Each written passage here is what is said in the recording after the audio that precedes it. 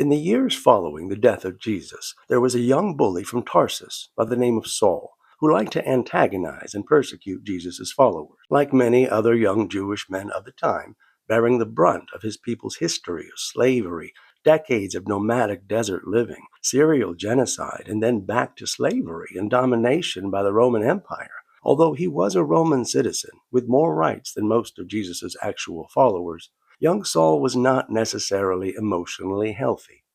So, for these followers of Jesus to come around with their message of love and forgiveness, a lot of these men got really riled up about it and quickly resorted to violence. One of these followers of Christ was named Stephen, and the Bible said he had a face like an angel, as many with a name like that do. One time, Stephen basically said that just because the religious folk had a temple didn't mean they owned God, and they didn't take too kindly to that. So they took him outside and beat him to death with large rocks, while Saul watched their coats so as to not get any blood on them as they savagely bludgeoned an innocent man to death. Not only did Saul approve of Stephen's murder, he became even more of a bully and started terrorizing people who were following what Jesus had referred to as the Way. So one day, according to Saul, he was heading to Damascus when he was struck blind. He said he heard the voice of Jesus asking him why he was persecuting him, and apparently the experience inspired Saul to rethink a few things. Saul was struck with such an enormous amount of guilt and shame over his former behavior that he changed the first letter of his name to P for some reason, and as extreme as he got in terrorizing followers of Jesus as Saul, he got just as extreme about preaching his version of the gospel as Paul. And although he'd never actually heard Jesus' gospel, Paul started edging out the disciples as he administered how he thought churches should be created and operated. The great challenge to the disciples Jesus actually chose was the zeal this new Paul character had, so convicted by his extreme behavior of punishing the ministry of Jesus that he went so far beyond the gospel of Jesus Christ that he established the gospel about Jesus Christ. Although Jesus' message always inspired action and good works, bringing God and humankind into harmony, Paul was so grateful for his second lease on life that he gave all credit to Christ and took a quite mystical journey that many still don't fully comprehend. Paul is often considered to be the first Christian, as in he was the first person to start following Jesus who didn't actually meet him face to face. As such, Paul is usually quoted by Christians more than Jesus, and I have to admit I get a little jealous on behalf of Jesus. As much as I appreciate Paul's insights from his incredibly unique perspective, even if he was the first Christian, if he was anything like every other Christian I've ever met, I feel inclined to put more weight into the words of Jesus and do not feel compelled to accept Paul's words in the same regard. One thing I am completely sure Jesus did not do was hold up the letters of Paul and say, if you like following me, you're going to love following this guy.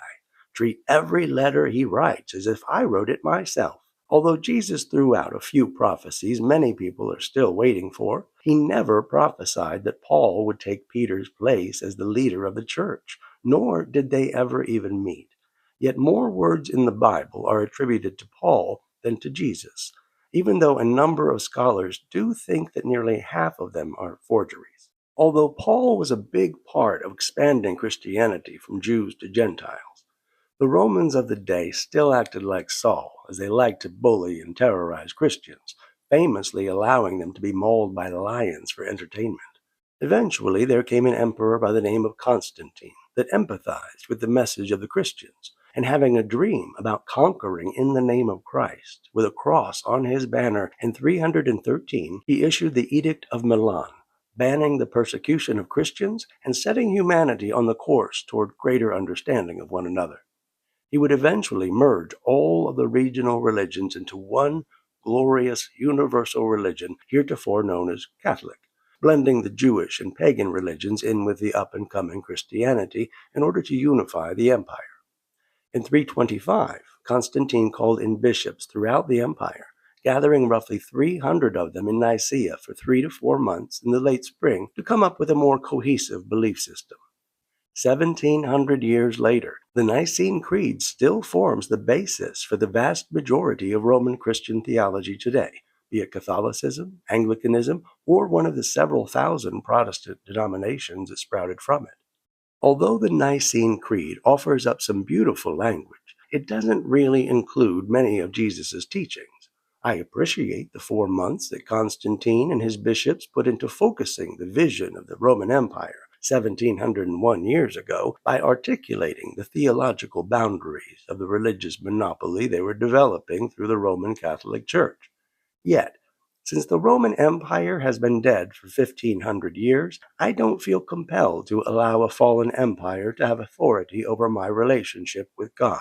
Of utmost importance to the Council of Nicea were the ideas of the Holy Trinity, virgin birth, resurrection, the eventual return of Christ, and that there is one holy apostolic Catholic Church. Since then, this way of understanding has largely been known as Christianity.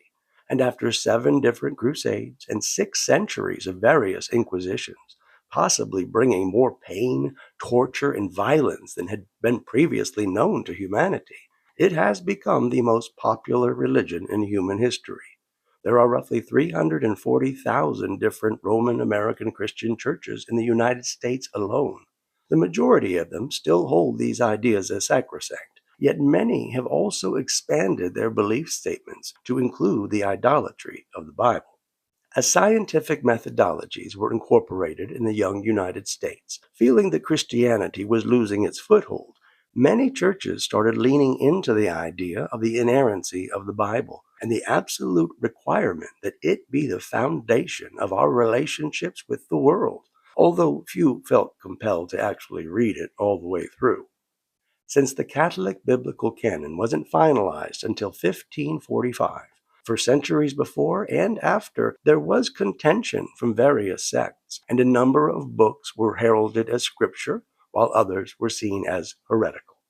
The oldest Bible is the Ethiopian Bible, which has either 81 or 88 books, depending on the version. The Orthodox Bible has 76 to 79 books, depending on the version. The Catholic Bible has 73 books, and 1,000 years later, the Protestant Reformation trimmed that down to a neat 66 books that prevail throughout Roman American Christianity today. For centuries, the Bible has been used as a source of inspiration around the world. And as the world's first mass-produced book in the 1450s, with nearly 1,000 different versions in English alone, the Bible has been instrumental in developing the faith of millions. Around the world today, many Christian churches revere the Bible and use it as a source of comfort and inspiration, while also recognizing its historical context and limitations.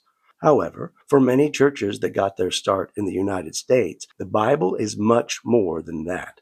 For many of these churches, their belief in the inerrancy of the Bible is greater than their belief in God, making their faith much shakier than they often realize. Whenever I've considered attending a church, I go to their statement of beliefs.